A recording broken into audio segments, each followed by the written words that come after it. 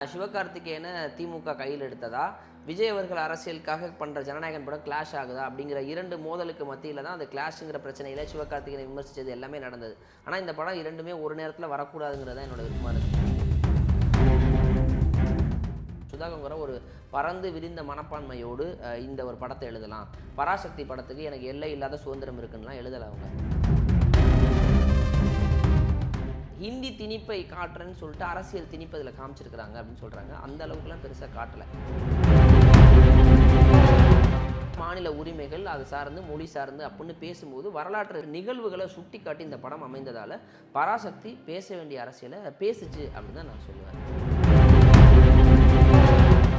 சிவகார்த்திகேயனுக்கு ஈக்குவலாக ரவிமோகனை மோத விடுறாங்க. இது திரைப்படத்திற்காக சித்தரிக்கப்பட்டதை தவிர அப்படி ஒரு கேரக்டர் ரியலில் இருந்தாங்களான்னு கேட்டால் எனக்கு தெரிஞ்சு கிடையாது. ஏன்னா இது ஒரு போராட்ட குழுவை மையப்படுத்தி கதை எடுத்திருக்காங்களே தவிர குறிப்பிட்டு ஒருவரை சார்ந்து எனக்கு இந்த படம் நகர்ற மாதிரி எனக்கு தெரியல.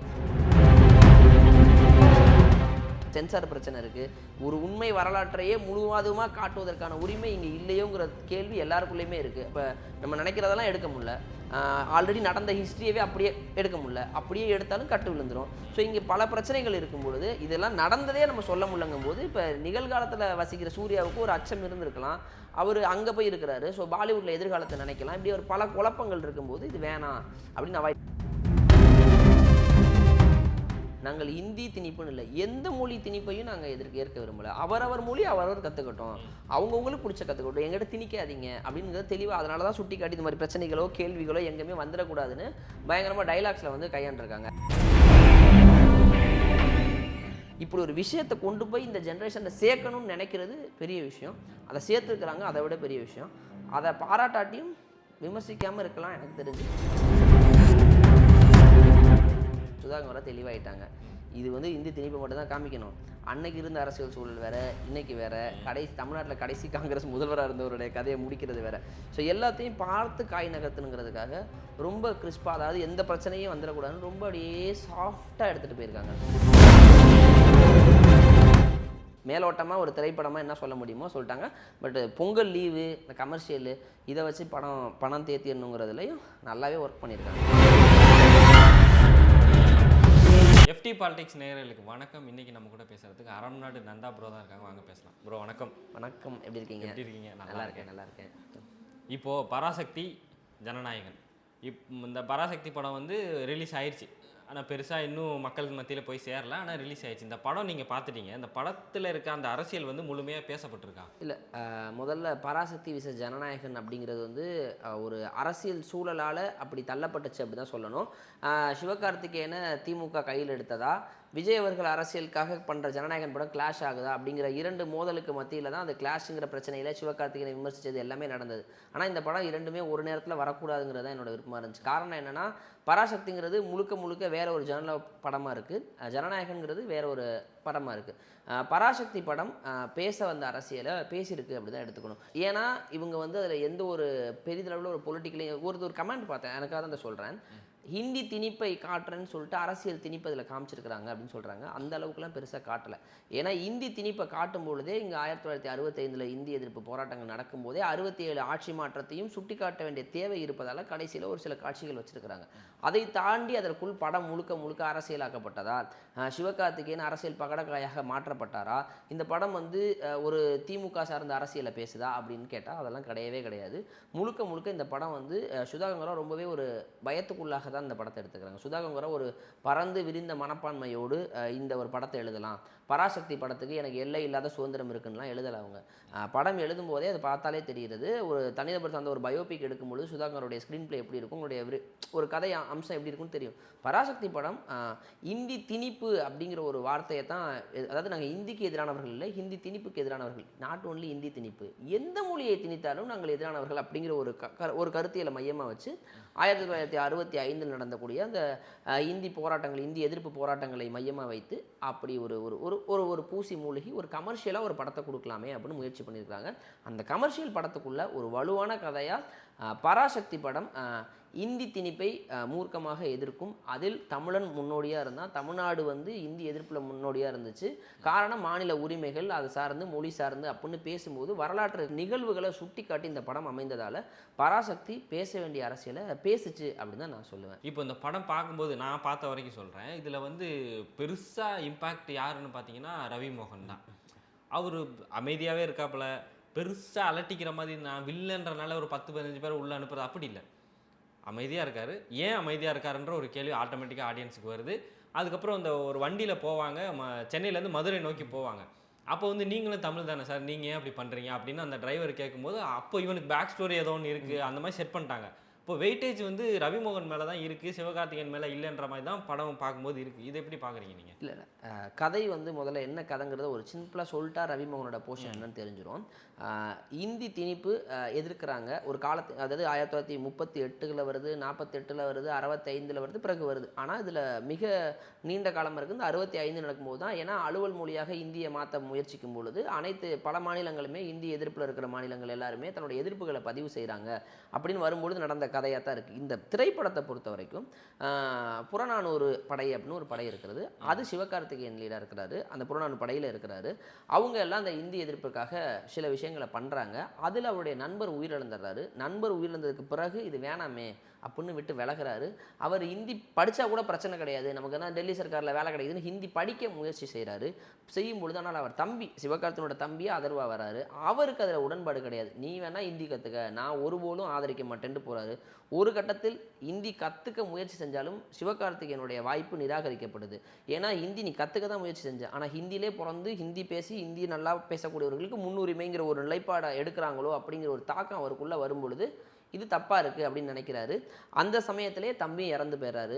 ஸோ எந்த விஷயத்தை எதிர்த்து தம்பி இறந்தாரோ, நண்பர் இறந்தாரோ, அதை இன்னொரு முறை நம்ம ஊருக்குள்ளே வரக்கூடாது, என் மாணவர்களை பாதிச்சிடக்கூடாது, என் மக்களை பாதிச்சிடக்கூடாது, என் மொழியை பாதிச்சிடக்கூடாது, என்னுடைய அடையாளத்தை பாதிச்சு. ஏன்னா ஒரு மொழி அழிஞ்சதுன்னா அடையாளம் அழிஞ்சிடும், அடையாளம் அழிஞ்சு அடிமையாயிரும். அப்போ இது எதுவுமே வந்துடக்கூடாதுங்கிறதுக்காக சிவகார்த்திகேயன் அதற்காக போராடுறாரு. நாட் ஒன்லி சிவகார்த்திகேயன், இது போன்ற பலரும் சேர்ந்து போராடி தன்னுடைய மொழியோடைய உரிமையை வாங்குறாங்க, நம்மளுடைய இந்திய அரசாங்கத்திடமிருந்து வாங்குறாங்க அப்படின்னு ஒரு கதையை செட் பண்ணியிருக்காங்க. இப்போ இதில் வந்து ஒரு வில்லன் தேவை நிச்சயமாக. இப்போ சிவகார்த்திகேயன் வந்து தன்னோட உரிமையை வாங்குறாரு, ஒரு போராட்ட குழுவோட தலைவராக இருக்கிறாருன்னா அதுக்கு ஒரு ஸ்ட்ராங்கான வில்லன் இருக்கணும் போது மத்திய சர்க்கார்லேருந்து அனுப்பப்பட்ட ஒரு காவல்துறை அதிகாரியாகவும் அவர் இதை தடுக்கிறவராகவும் நீங்கள் ஏன் உங்களை எதுக்குள்ள எதிர்க்கிறீங்க, இந்திய திணிச்சா உங்களுக்கு என்ன அப்படின்னு சொல்லுவது போல ஒரு காட்சி அமைப்புகளை ஏற்படுத்தி அதற்குள்ளே சிவகார்த்திகேயனுக்கு ஈக்குவலாக ரவிமோகனை மோத விடுறாங்க. இது திரைப்படத்திற்காக சித்தரிக்கப்பட்டதை தவிர அப்படி ஒரு கேரக்டர் ரியலில் இருந்தாங்களான்னு கேட்டால் எனக்கு தெரிஞ்சு கிடையாது. ஏன்னா இது ஒரு போராட்ட குழுவை மையப்படுத்தி கதை எடுத்திருக்காங்களே தவிர குறிப்பிட்டு ஒருவரை சார்ந்து எனக்கு இந்த படம் நகர்ற மாதிரி எனக்கு தெரியல.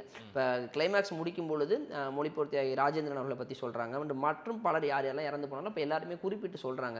அது வந்து இதெல்லாம் சுட்டி காட்டி வைக்கிறாங்களே தவிர குறிப்பிட்டு இவரின் வரலாறு தான் படம் அப்படின்னு ஒருத்தரை மையப்படுத்தி நகர்ந்திருந்தால் அந்த கேரக்டர் நம்ம சிவகார்த்திகேயனோட பொருத்தலாம். அப்போ அவருக்கு யார் இடைஞ்சலாக இருந்தாங்களோ அந்த அதிகாரியை ரவிமோகனோட பொருத்தலாம். அப்படி இங்கே எதுவும் கிடையாது. ஸோ இது எல்லாமே கமர்ஷியல் ஃப்ளேவர்ஸ் தான். இது எல்லாமே ஃபிக்ஸ் பண்ணது எல்லாமே கமர்ஷியல் ஃப்ளேவராக தான் நான் பார்க்குறேன். பட் சிவகார்த்திகேயன் அதான் அந்த ஒரு முன்னாடி பண்ணுறாரு, புறநானூறுன்னு ஒரு படையை வச்சு பண்ணுறாரு. ஒரு கட்டத்தை தொய்வாகி வேணான்னு வாழ்க்கையை பார்த்து போகும்போது தன் தம்பி இறப்பு, நண்பர் இறப்பு அண்டு இந்த மக்கள் படக்கூடிய துன்பம், இந்த இந்தியுடைய திணிப்பால் மக்கள் படக்கூடிய அவஸ்தையை புரிஞ்சுக்கிட்டு மீண்டும் களத்துக்கு வர்றாரு. போராடி அந்த தன்னுடைய மாநில உரிமை, அவரவர் மொழி அவர்களுக்கு சொந்தம், இந்த மொழி உரிமை சார்ந்து பேசும்பொழுது அந்த அரசியலை சரியாக சிவகார்த்திகேயன் பேசியிருக்காரு. ஸோ ரவிமோகன் வந்து இந்த கேரக்டருக்குள்ளே வந்தது வந்து ரியலி ரொம்ப சூப்பராக இருந்தது. அந்த காவல்துறை அதிகாரியாக வர்றாரு, அந்த புறநானூற்று பாடலுக்கு சிவகார்த்திகேயன் ரவிமோகனுடைய பழி வாங்குறாரு, தன்னுடைய அந்த விரலை வந்து கட் பண்ணிடுறாரு, ரவிமோகனுடைய விரலை கட் பண்ணுறாரு. அந்த வஞ்சன்ஸோடு இருந்து மீண்டும் அந்த சிவகார்த்திகேயனை பழி வாங்குறது, அதான் செலியன்கிற அந்த கேரக்டரை பழி வாங்குறது, இவர்களுடைய கோரிக்கை நிறைவேறக்கூடாது, இவங்களுடைய எண்ணம் நிறைவேறக்கூடாது, இது வந்து பொதுவெளிக்கு மக்கள்கிட்ட இவ்வளோ ஒரு இந்தி எதிர்ப்புங்கிற ஒரு விஷயம் இருக்கிறது, வெளி உலகத்துக்கே தெரியக்கூடாது அப்படிங்கிற விஷயங்களை அடக்குமுறையில் கையாளுறது, தன்னோட அதிகார வர்க்கத்தை வைத்து குரல் வலையை நெருக்கிறது, அதை தாண்டி எப்படி மக்களுடைய பிரச்சனைகளை கொண்டு போய் இவங்க சேர்க்குறாங்கிறதெல்லாம் ரொம்பவே சூப்பராக இருந்துச்சு. அதெல்லாம் மாற்றுக்கிறது கிடையாது. ஸோ ரவிமோகன் பக்கா. எனக்கு ரவிமோகனை பற்றி சொல்கிறத விட சிவகார்த்திகேயனோட தம்பியாக நடிச்சிருந்த அதர்வா, ஸோ அந்த கேரக்டரு, அவர் அந்த ஃபிசிக் மெயின்டைன் பண்ணுற விதம், உடல் வாகு, அந்த காஸ்டியூம்ஸ் எல்லாமே பக்காவாக சூட் ஆகுது. ஸோ அதர்வா வந்து இப்படி ஒரு கேரக்டர் பண்ணுவாருன்னு எதிர்பார்க்கல. இன்னும் 2 சீன் அதர்வா கொடுத்துருந்தா இன்னும் அவர் தூக்கி சாப்பிட்ருப்பார். ஸோ அப்படி தான் இருந்தது. ஸோ கதைக்குள்ளாகத்தான் இவர் வில்லனாக சித்தரிக்கப்பட்டார். ரியல் அப்படி ஒருத்தர் கிடையாது எனக்கு தெரிஞ்சு. ஆனால் ரொம்பவே பக்காவாக இருந்தாங்க. அந்த கேரக்டர் சூஸ் வந்து 3 பேருமே ஈக்குவல் ஸ்பேஸ் கொடுத்துருப்பாங்கல்ல. இப்போ ரவிமோகன் வந்து இந்த படத்தில் வந்து வில்லனா ஒத்துக்கிட்டதே ஆச்சரியமாக இருந்தது. ஸோ அவர் சூப்பராக ப்ளே பண்ணியிருக்காரு. அதர்வாவுக்கும் அதே மாதிரி செம்ம ஸ்பேஸ் கொடுத்துருக்காங்க. சிவகார்த்திகேயனை வந்து இப்போ முன்பு வந்து அமரனுக்கு பிறகு அவர் மேலே இருக்க ஒரு பார்வை மாறிடுச்சு. ஸோ இந்த டைலாக் பார்த்தா சிரிச்சிருவாங்களே பாங்கு, அதெல்லாம் கிடையவே கிடையாது. அவர் மாதிரி காமெடியாக எந்த டைலாக்ஸும் பேசவே இல்லை. ரொம்பவே சிறப்பாக பண்ணியிருக்காங்க. இன்ஃபேக்ட் இந்த இடத்துல சூர்யாவை நம்ம படம் பார்க்கும்போதெல்லாம் புறநானூறு படை அப்படின்னு சொல்லும் போதெல்லாம் சூர்யா தான் மைண்டுக்கு வராரு. ஸோ இந்த இடத்துல சூர்யா இருந்தால் எப்படின்னா ஒரு டைலாக்லாம் பெரும் சேனை ஒன்று தேவை அப்படின்னு சொல்லிட்டு அதெல்லாம் பேசும்போதெல்லாம் ரொம்ப கூஸ் பம்ஸாக இருக்குது. உண்மையுமே நல்லா தான் இருந்தது. அதில் எந்த மாற்று கருத்துமே கிடையாது எனக்கு. எதனால சூர்யா வெளியே போயிருப்பாருன்னு நினைக்கிறீங்க? இல்லை அது சூர்யா வந்து இப்போ ஆக்சுவலி இந்த படத்தில் வந்து கிளைமேக்ஸில் சொல்லும் போதுமே ஒரு அதான் சொன்னல நிறைய விஷயம் கமர்ஷியலுக்காக சேர்த்துருக்குறாங்க. நம்ம இது ஆக்சுவலி இந்த நம்ம பொள்ளாச்சி சம்பவம் இதெல்லாம் நம்ம பேசுவோம். இந்த இடத்துல வந்து நாட் ஓன்லி மொழிங்கிறது தமிழ்நாடு மட்டும் தன்னுடைய மொழிக்காக போராடலை. மற்ற மாநிலங்களும் அவங்கவுங்க தாய்மொழியை வச்சுக்கணும், எங்கள் மேலே ஹிந்தியை திணிக்காதீங்கன்னு போராடினாங்க. இந்தி எதிர்ப்புங்கிறது தமிழ்நாட்டில் மட்டும் கிடையாது, இந்தியா நாட்டில் பல்வேறு மாநிலங்களில் இருந்துச்சு. அவர்களெல்லாம் ஒன்று சேர்ந்து எதிர்த்தது போல் உள்ள வருது. ஓகேவா? ஸோ அப்படி வரும்பொழுது இதில் மேஜராக இங்கிட்டு திராவிட மொழிகளாக இருக்கக்கூடிய தமிழ், தெலுங்கு, மலையாளம், கன்னடம் இவர்களை வந்து அதிகமாக ஃபோக்கஸ் பண்ணி காமிச்சாங்க. மேற்குவங்கத்தை கூட காமிச்சாங்க, பெங்காலி கூட காமிச்சாங்க. ஸோ இப்படி இருக்கும்பொழுது திராவிடம் அப்படி சார்ந்தோ அல்லது தமிழ் மொழி, இந்தி எதிர்ப்பு, இந்தி திணிப்பு இப்படி சார்ந்து போகும்போது சூர்யா வந்து இப்போ ஒரு பேன் இண்டியா ஸ்டாராக வரணும்னு நினைக்கிறாரு. ஹிந்தியில் போய் படம் பண்ணுறாரு, மும்பையில் தான் இருக்கிறாரு. ஸோ நிறைய சிக்கல்களை எதிர்கொள்ள நேரடியாக நான் படத்தையே ஒரு முழுவான ஒரு சென்சார் பிரச்சனை இருக்குது. ஒரு உண்மை வரலாற்றையே முழுவதுமாக காட்டுவதற்கான உரிமை இங்கே இல்லையோங்கிற கேள்வி எல்லாருக்குள்ளேயுமே இருக்குது. இப்போ நம்ம நினைக்கிறதெல்லாம் எடுக்க முடியல. ஆல்ரெடி நடந்த ஹிஸ்ட்ரியவே அப்படியே எடுக்க முடியல. அப்படியே எடுத்தாலும் கட்டு விழுந்துடும். ஸோ இங்கே பல பிரச்சனைகள் இருக்கும் பொழுது இதெல்லாம் நடந்ததே நம்ம சொல்ல முடியலங்கும் போது இப்போ நிகழ்காலத்தில் வசிக்கிற சூர்யாவுக்கு ஒரு அச்சம் இருந்திருக்கலாம். அவர் அங்கே போய் இருக்கிறாரு. ஸோ பாலிவுட்டில் எதிர்காலத்தை நினைக்கலாம். இப்படி ஒரு பல குழப்பங்கள் இருக்கும்போது இது வேணாம் அப்படின்னு அவாய்ட் பண்ணிட்டார். ஆனால் அவர் வேணான்னு நினச்சாலும் அந்த புறநானூறு அப்படிங்கிற படையின்னு வரும்போதெல்லாம் அந்த படம் பேர் சூர்யா மைண்டுக்கு வராரு. நிறைய பேர் சூர்யா அந்த படத்தை மிஸ் பண்ணிட்டாங்கன்னு தான் சொல்லுவாங்க பார்த்தாலே. இப்போது அடுத்து என்ன விமர்சனம் வரும்னு நான் சொல்கிறேன். இப்போது நெகட்டிவ் கேரக்டராக நடிச்சிருக்க ரவிமோகன் அவர்கள் வந்து அவரும் தாய்மொழி தமிழ்னு சொல்கிறாங்க. இப்போது அதுக்காக போராடுறவரும் தமிழ். இப்போ என்னென்னா நீங்கள் வந்து ஹிந்தி திணிப்பை நீங்கள் படமாக காட்டுன்ற பேரில் இதுக்குள்ளே வந்து சண்டை போட்டுக்கிட்டது 2 தமிழர்களும் சண்டை போட்டுக்கிட்டு செத்துட்டாங்க. அந்த மாதிரி காமிக்க விருப்பப்படுறீங்களான்ற மாதிரி ஒரு கேள்வி வரும்ல. ரவிமோகனுடைய அம்மா வந்து நார்த் இந்தியனாகவும் அப்பாவை அப்படி தான் காமிச்சிருப்பாங்க. ஸோ அங்கே அவன் வந்து ஒரு தமிழ் வெறுப்பில் இருக்க ஒரு நபராக தான், அதாவது தமிழ் வெறுப்பில் கிடையாது, ஒரு டெல்லி சர்க்காருக்கு உண்மையாக இருக்கக்கூடிய ஒரு, அதாவது நம்ம இதுக்குள்ளே தேசபக்தி அதுக்குள்ளே நம்ம போக வேணாம். அவர் ஒரு போலீஸ் அதிகாரியாக இருக்கார். தன்னுடைய அதிகாரத்தை பயன்படுத்தணும்னு நினைக்கிறாரு. அந்த அதிகாரத்துக்கு உண்மையாக இருக்குன்னு நினைக்கிறாரு. அதன்படி அவர் செயல்படுறாரு. உங்களுடைய அதிகாரம் எங்களுடைய உரிமையை பறிக்குது, எங்களுடைய உரிமையை நசுக்குதுன்னு நினைக்கும் பொழுது தன்னுடைய மொழி சார்ந்து தனக்காக மட்டும் இல்லை, நான் அதான் திருப்பி அந்த படத்தில் தெளிவாக சொன்னாங்க, நாங்கள் இந்தி திணிப்புன்னு இல்லை, எந்த மொழி திணிப்பையும் நாங்கள் ஏற்க விரும்பலை. அவரவர் மொழி அவரவர் கற்றுக்கட்டும், அவங்கவுங்களுக்கு பிடிச்ச கற்றுக்கட்டும், எங்கிட்ட திணிக்காதீங்க அப்படிங்கிறது தெளிவாக. அதனால தான் சுட்டி காட்டி இந்த மாதிரி பிரச்சனைகளோ கேள்விகளோ எங்கேயுமே வந்துடக்கூடாதுன்னு பயங்கரமாக டைலாக்ஸில் வந்து கையாண்டிருக்காங்க. அதில் எதுவுமே மாற்றுக்கிறது. ஏன்னா நம்ம ஒன்லி ஹிந்தி திணிப்பு மட்டும்தாங்கிற ஃபோக்கஸ்லேயே டைலாக்ஸே எழுதலை.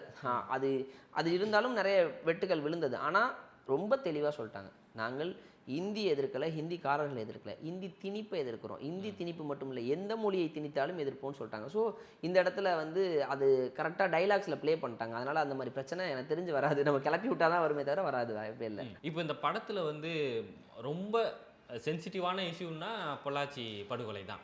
February 12, 1965 அந்த நாளில் நடந்தது வந்து கரெக்டாக காமிச்சிட்டாங்களா, இல்லை அதில் வேறு எதுவும் மாற்றிருக்காங்களா? இல்லை அதுதான் நம்ம முன்னாடி சொன்ன மாதிரியே உண்மை வரலாற்று நிகழ்வை அடிப்படையாக கொண்டு அப்படின்னா இந்தி திணிப்புக்கு எதிராக நடந்த அந்த நீண்ட போராட்டத்தை மையமாக கொண்டு படம் எடுக்கப்பட்டது.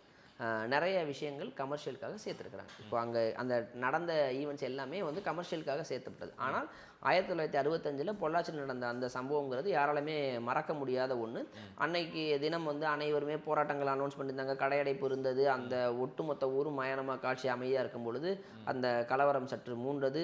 காவல்துறையை வைத்து அடக்குமுறை செய்தார்கள், இராணுவத்தை இறக்குனாங்க. அதனால் சுட்டு வீழ்த்தப்பட்டவரோட எண்ணிக்கை இப்போ வரைக்கும் அஃபீஷியலாக வந்து நம்மளால் சொல்ல முடியாத கவுண்ட்டில் தான் இருக்குது. ஸோ அன்னைக்கு வந்து பக்தவச்சலம் அவர்கள் வந்து சட்டமன்றத்தை சொன்னதாக எனக்கு நினைவு இருக்குது, 20-25 பேருக்குள்ள 20-22 பேருக்குள்ளே இறந்து போனார்கள் அப்படின்னு சொல்லிட்டு முடித்தாங்க.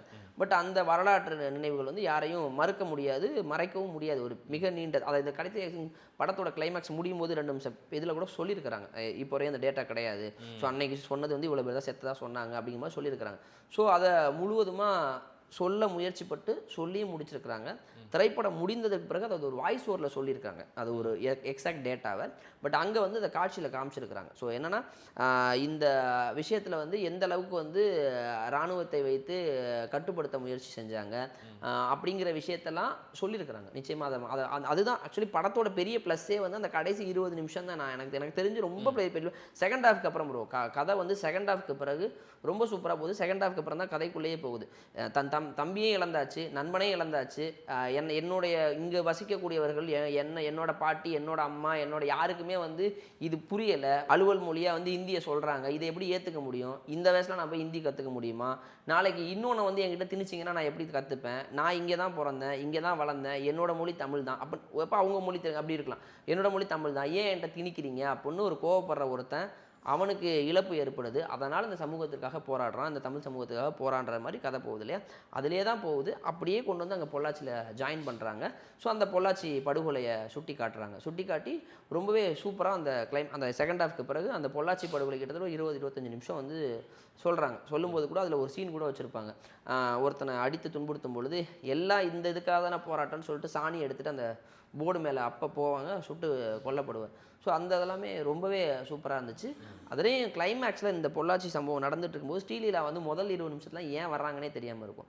அன்னைக்கு வந்து மிக முக்கியமாக இருக்குது, நம்ம ஒரு அரசு சார்ந்த எந்த விஷயம் மக்களுக்கு தெரியப்படுத்தினாலும் நேரடியாக போய் சேர்றதுக்கு அந்த ஊடகங்கள்ங்கிறது ரொம்ப கம்மியாக இருந்தது. ஊடகமே கிடையாது. டிவி மேலே வானொலினா ஒன்றே ஒன்று தான் இருக்கும். ஆல் இண்டியா ரேடியோ கேட்டால் தான் நமக்கு தெரியும். பட் அதில் வர செய்தி யார் இன்புட் கொடுப்பா? அந்த செய்தி வந்து மேலேருந்து வர செய்தி அவங்க இன்புட் கொடுப்பாங்க. அது உண்மையாக போய் எதுவாக இருந்தாலும் அது மக்கள்கிட்ட போய் சேரும். அவ்வளோதான், என்ன சொல்கிறாங்களோ அது சேரும். இப்போ இந்த செய்தி அங்கேருந்து வருவதை கடத்தி கொண்டு போய் மக்கள்கிட்ட சொல்கிற ஒரு இடையிலேருந்து என்னென்ன செய்தி வருது, இப்போ என்ன மாதிரியான உத்தரவுகளை பிறப்பிக்கிறாங்க, என்ன அமலுக்கு வருது, இந்தியோடைய தாக்கம் எந்த அளவுக்கு செயல்படுத்துகிறாங்கிற விஷயத்தை வேகு பார்க்குற மாதிரியான ஒரு கேரக்டர் ஸ்டீலில் உள்ளே போகிறாங்க. பட் அவங்களுக்கு வந்து அது மைக்கை பார்த்தா திக்குறாங்க. திக்கும்போது அவங்களால பேச முடியல. அந்த கடைசி கிளைமேக்ஸு பொள்ளாச்சியில் வந்து எல்லோரும் சுட்டு கொல்லப்படுறாங்க, அந்த உடம்பெல்லாம் எரியுது. அந்த செகண்ட் அவங்க அதே மாதிரி அந்த அந்த வானொலிலாம் கொஞ்சம் செட் பண்ணி அந்த ஃப்ரீக்வன்சியை கரெக்ட் பண்ணி நம்ம பேசி பொதுமக்களுக்கு தெரியப்படுத்தணும், இப்படி ஒரு விஷயம் நடக்குது, இவ்வளோ விஷயங்கள் நடந்துக்கிட்டுங்கிறத தெரியப்படுத்தணுங்கிறத முயற்சி சொல்லும்போது அவங்களுக்கு அந்த வாய்ஸ் ஆட்டோமேட்டிக்காக வருது. இங்கே அந்த உடம்புகள்லாம் எரியுது, அவங்களுக்கு அந்த பேச முடியாமல் இருந்தால் அவங்க மைக்கை பார்த்து பேசுகிறாங்க. மொழி எந்த அளவுக்கு முக்கியம், ஒருத்தன்ட்டு வந்து ஒரு மொழியை அழிச்சிட்டா, அவனுடைய தாய்மொழியை அழிச்சிட்டா, அவனுடைய அடையாளத்தை இழந்துட்டா அவன் எந்த அளவுக்கு அடிமையாக்கப்படுவான் அப்படிங்கிற ஒரு ஸ்பீச் ஒன்று தர்றாங்க. Really super. அந்த ஒரு போர்ஷன் தான் எனக்கு தெரிஞ்சு ஸ்ரீலீலா ஓகே. ஏன்னா ஃபர்ஸ்ட்லலாம் போட்டு கொலை பண்ணிட்டாங்க, போட்டு இந்த படத்துக்கு அதெல்லாம் தேவையே இல்லை. அந்த சாப்டர் லவ் ட்ராக்கை போட்டு ஒரு 2-3 பாட்டெலாம் எடுத்து கட் பண்ணி தூக்கிருக்கலாம், தேவையே கிடையாது. ஏன்னா டேரெக்டாக உள்ளே போயிருக்கலாம். ஸ்ரீலீலா அந்த ஒரு போர்ஷனில் நிற்கிறாங்க. ஸோ அதான் நான் எதுக்காக சொல்ல வரேன்னா, மைக்கை பார்த்து பேசவே முடியாதுன்னு ஒரு கூச்சத்தில் இருக்க ஒரு பொண்ணு, அவங்களுக்கு அந்த பொண்ணு தமிழ் தெலுங்கு தமிழ் அவங்க வந்து ரொம்ப அழகாக பேசுகிறாங்க. அந்த இதை பார்த்து அந்த இன்சிடென்ட்ஸை பார்த்துட்டு பேசுகிறாங்க. ஒருத்தரும் அந்த மொழிக்காக எப்படி வந்து நிற்கிறாங்கிற மாதிரி ஒரு காட்சி அமைப்பு கடைசி கிளைமேக்ஸில் இருக்குது. நாட் ஓன்லி தமிழ், எல்லாரும் அவங்கவுங்க மொழிக்காக நிற்கிறாங்க. ஸோ அப்படி நிற்கும் பொழுது இந்தி திணிப்பு அப்படிங்கிற விஷயத்த வீரியமாக எதிர்த்த வரலாற்றையும் பதிவு செய்கிறாங்க. அவரவருக்கான தாய்மொழியோட உரிமையை பற்றி பதிவு செய்கிறாங்க. ஸோ கான்ஸ்டியூஷன் என்னவா மாற்றப்பட்டுச்சு, நமக்கான உரிமை எப்படி கொடுத்தாங்க அப்படிங்கிற விஷயத்த பேசுகிறாங்க. அதற்கு பிறகு தான் நான் சொன்ன அந்த ஒரு சின்ன அரசியல் இருக்குல்ல. இப்போ 65 இந்த நம்ம சம்பவங்கள்லாம் நடந்து முடிந்ததுக்கு பிறகு 67 என்ன நடந்துச்சு, தமிழ்நாட்டில் என்ன நடந்துச்சு, ஆட்சியை யார் பிடிச்சா, அண்ணா அவர்கள் என்ன சொன்னார், அண்ணா அவர்களுடைய அந்த வாக்கியம் என்னவாக இருந்தது, அது அரசியலில் எந்த அளவுக்கு மாற்றத்தை ஏற்படுத்தியது அப்படிங்கிறது தான் இங்கே அரசியலாக மாற்றப்படுமா அப்படின்னா அது அவங்கவுங்க பார்க்குற பார்வையை பொறுத்து. இப்போ இல்லாத நிகழ்வை சொன்னாங்கன்னா நம்ம சொல்லலாம், நடந்த நிகழ்வை தான் சொல்கிறாங்கும் போது ஆதரிச்சுக்கலாம். இப்போ அண்ணா இப்போ இந்திய எதிர்ப்பு போராட்டம் சொல்லும்போது அண்ணாவை தவிர்த்துட்டு பார்க்க முடியல அப்படின்னா அது பார்க்குற விஷயம்ல தான் இருக்குது. ஏன்னா பண்ணியிருக்கிறாங்க. ஒரு வரலாற்று திரிப்பு இருந்ததுன்னு நம்ம சொல்லலாம். 67 என்ன நடந்துச்சு, 65 என்ன நடந்துச்சு அப்படிங்கிறத காட்சிப்படுத்தும் போது அதற்குள் அரசியல் பார்வையோடு நம்ம பார்த்தால் அரசியல் இருக்குது, அரசியலை அகற்றிட்டு பார்த்தா அரசியல் இல்லை. வரலாற்று நிகழ்வை படமாக்கியிருக்காங்கன்னு பார்த்தா வரலாற்று நிகழ்வோடு கொஞ்சம் கமர்ஷியலை சேர்த்துருக்காங்கன்னு பார்த்தா இப்படி நம்ம பார்க்குற பார்வையிலையும் நம்ம எடுத்துக்கிறதுலேயும் தான் இருக்குது. ஆனால் முக்கியமான ஒன்று, இப்படிப்பட்ட கதை அம்சம் இப்போ நம்ம இந்த மொழி உரிமைக்காக இவ்வளோ பேர் இறந்துருக்குறாங்க, இப்படி ஒரு விஷயங்கள் நம்ம நாட்டில் நடந்துச்சு, நம்ம தமிழ்நாட்டில் நடந்துச்சு அப்படிங்கிற விஷயங்கள்லாம் இருக்குல்ல, இதை இந்த ஜென்ரேஷனுக்கு எடுத்துகிட்டு போய் சேர்க்கணும்ல. அந்த வகையில் இந்த படைப்பு பாராட்டத்தக்கது தான், அதில் மாற்றுக்கிறதே கிடையாது. இப்போ அதில் விமர்சன ரீதியாக அங்கே ஒன்றும் இங்கே ஒன்றும் வச்சா கூட இப்படி ஒரு விஷயத்தை கொண்டு போய் இந்த ஜென்ரேஷனில் சேர்க்கணும்னு நினைக்கிறது பெரிய விஷயம். அதை சேர்த்துருக்குறாங்க, அதை விட பெரிய விஷயம். அதை பாராட்டாட்டியும் விமர்சிக்காமல் இருக்கலாம் எனக்கு தெரிஞ்சு. அதான் நான் திருப்பி சொல்கிறேன், அது அவங்கவுங்க பார்க்குற பார்வையில் இருக்குது. இப்போ நான் குறிப்பிட்டு எனக்கு அந்த 5 நிமிஷம் தான் ஊறுத்துது அப்படின்னா நம்ம இப்படி பார்க்கலாம். என்டையராக நான் இப்படி ஒரு எனக்கு என் மொழிக்காக இவ்வளோ பேர் இறந்துருக்குறாங்க, இவ்வளோ போராட்டம் செஞ்சுருக்கிறாங்க, அதனால தான் எனக்கு இன்றைக்கி வரைக்கும் நிற்கிது. இப்போ தமிழ் மொழியோட வரலாறு எடுத்தால் நீங்கள் எல்லா வருஷத்துக்கும் போகணும். பல படையெடுப்புக்கு பிறகு போய் ஒரு காலகட்டத்தில் எப்படி மாறிச்சு எல்லாத்துக்கும் போகணும். நாங்கள் இந்த நூற்றாண்டில் எனக்கு தெரிஞ்சு கடைசியாக நடந்த நிகழ்வு ஒருத்தர் படமாக்கியிருக்காங்க. அதை நான் பார்க்குறேன், வரவேற்கத்தக்கதாக இருக்குது. அதை தான் நான் என்னுடைய விமர்சனமாக சொல்ல முடியும். இப்போது இதில் அண்ணா இந்த படம் சுற்றியுமே அண்ணாவும் இருக்கார். அந்த அண்ணா இருக்கிறனால தான் இது அவரோட பேச்சு படம் தொடங்கும் போது அந்த அண்ணா பேச்சை கேட்கறது இருக்கட்டும், இந்த அண்ணா பேச்சையும் கேளு அப்படின்னு தான் ஆரம்பிக்குமே. இப்படி இருக்கும்போது இப்போ ரீசெண்டாக நடக்கிறத சொல்லலாம்ல. இப்போ அங்கே அந்த மிலிட்ரியை யார் அமைச்சது, யார் ரூலிங்கில் இருந்தான்ற ஒரு கேள்வி வரும். இப்போ ஏன் கூட்டணியில் இருக்காங்கன்ற ஒரு கேள்வி வரும்ல. அதுதான் அது இந்த படத்துக்குள்ளே நம்ம தான் அன்றைய அரசியல் இருக்குல்ல, அதுக்குள்ளே போய் டச்சு. ரொம்பவே சுதாகர் தெளிவாயிட்டாங்க. இது இந்தி திணிப்பை மட்டும் தான் காமிக்கணும். அன்னைக்கு இருந்த அரசியல் சூழல் வேற, இன்னைக்கு வேற, தமிழ்நாட்டில் கடைசி காங்கிரஸ் முதல்வராக இருந்தவருடைய கதையை முடிக்கிறது வேற. ஸோ எல்லாத்தையும் பார்த்து காய் நகர்த்துனுங்கிறதுக்காக ரொம்ப கிறிஸ்பாக, அதாவது எந்த பிரச்சனையும் வந்துடக்கூடாதுன்னு ரொம்ப அப்படியே சாஃப்டாக எடுத்துகிட்டு போயிருக்காங்க. அதில் மாற்றுக்கு எடுத்துக்கிறேன். ஸோ நீங்கள் அன்னைக்கு இருந்த அரசியல் சூழல் வேறு, இன்றைக்கி எல்லாம் மாறிடுச்சு. பட் அன்னைக்கு என்ன இருந்ததுங்கிறத காமிச்சாகணும், முழுவதுமாக காமிக்கவும் இல்லை. அதான் சொன்னல, சுதாகரை அப்படியே ஃப்ரீ, அப்படி ஒரு பவுண்டரியில் தான் இருக்கு. ஏன்னா அவ்வளோதான் பண்ண முடியுங்கிற ஒரு நிலைப்பாட்டில் தான் எழுதியிருக்காங்க. அதிலலாம் மாற்றுக்கிறது கிடையாது. எனக்கு அப்படி தான் காமிச்சிருக்காங்க. ஏன்னா இப்போ அண்ணா அவர்களை அதுவுமே நிறைய சென்சார் கட்டு வந்துடுச்சு. ஒரு 2-3 இடத்துல கிளைமேக்ஸில் முடியும்போது கூட அந்த தம்பி எந்த தம்பியாக இருந்தாலும் நம்மளோட தம்பியாக தான் இருப்பாருங்கிற மாதிரி ஒரு வசனம்லாம் வைப்பாங்க. அதெல்லாமே ரொம்ப சூப்பராக இருந்துச்சு. பிறகு அந்த மாணவர்கள் சார்ந்து அண்ணா அவர்கள் பேசுகிறது, இப்போ அந்த ரயில் எரிப்பு போராட்டம் நடந்துச்சு, ரயில் போட்டி போனால் வாங்கிக்கலாம், மாணவரோட உயிர் வாங்க முடியுமான்னு சொன்ன விஷயம் முழுக்க அதான். நான் கடைசி 4-5 நிமிடம் தான் அவரே வர்றாரு. ஒரு 2 இடத்துல தான் அண்ணா அவர்களுடைய பேச்சு வர மாதிரி ஒரு இடத்துல இருக்கும். அதற்கு பிறகு அதான் சிவகார்த்திகேயன் அவர் சொல்லுவார், அந்த அண்ணாவின் பேச்சை கேட்ப இந்த அண்ணா, அப்போ ஒரு டைலாக் வரும். அதற்கு பிறகு அவங்களுடைய பெருசாக வீரியமாக காமிக்க மாட்டாங்க. மற்றபடி கிளைமேக்ஸில் 67 ஆட்சி, அப்போ அந்த சட்டமன்றத்தில் பேசுகிற மாதிரி ஒரு காட்சி இருக்கும். அதுக்கப்புறம் 67 ஆட்சி வரும்பொழுது மட்டும் அவர்கள் பேசினதை மட்டும்தான் காட்சியிலே வந்திருக்கும். ஸோ இதில் முழுக்க அரசியலே அவங்க கொண்டு வர விரும்பலை. காமிக்கும்போது கூட இப்போ இந்திரா காந்தியை காமிச்சிருப்பாங்க, பக்தவச்சலத்தை காமிச்சிருப்பாங்க, காமிச்சா கூட இப்படி ஒரு நூலிலையில் அப்படி ஜஸ்ட் அப்படி போயிட்டு விட்டாங்க. இதுக்குள்ளே இருக்கக்கூடிய அந்த அரசியலோ, நம்ம இப்போ பார்க்குற அந்த இந்த கூட்டணி அரசியல், காங்கிரஸ், அந்த மாதிரிலாம் அவங்க எதுவுமே டச் பண்ணல.